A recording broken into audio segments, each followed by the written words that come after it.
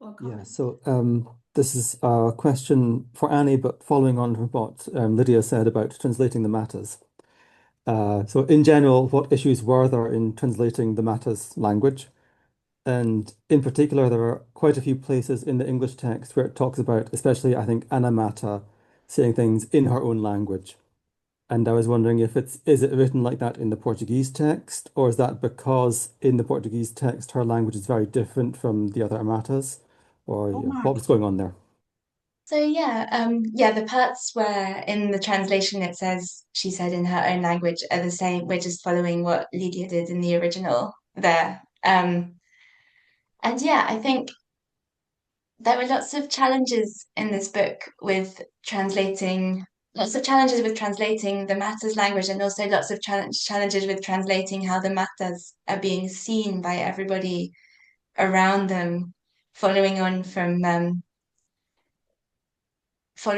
what Lydia said about the point of view of Mileni in this book, which is such a fascinating one such a fascinating one as it for a reader, but such a challenging one for a translator because she's she we're sort of we're seeing through her eyes so often, and her eyes are the eyes of somebody very innocent who isn't understanding the world in the same way as everybody else, and it's a really kind of fascinating challenge translating innocence like that because you need to know and transmit more or different information than is sort of what Millennia is directly saying and thinking, and that kind of the readers need to you need to sort of tell other things to the readers than the things that Millennia is directly telling them, and that definitely yeah was an interesting kind of challenge in her sort of relationship with the matters which and in her relationship with Antonino, which is um trans sort of all these layers in the book where you're translating sort of the way that her family are seeing the matters, which is so kind of um so shot through with all of the prejudice of the time, and then Mileni's kind of much more innocent sort of way of doing it in terms of the Matas language, I think, and the way that and then the Matas speaking amongst themselves and kind of the sections of the book where we're sort of very much just in the diamond in the old factory while they're living their family life. I think we were really following Lydia there. I think we were rather than sort of having to make our own decisions. I think I felt like the pressure was on to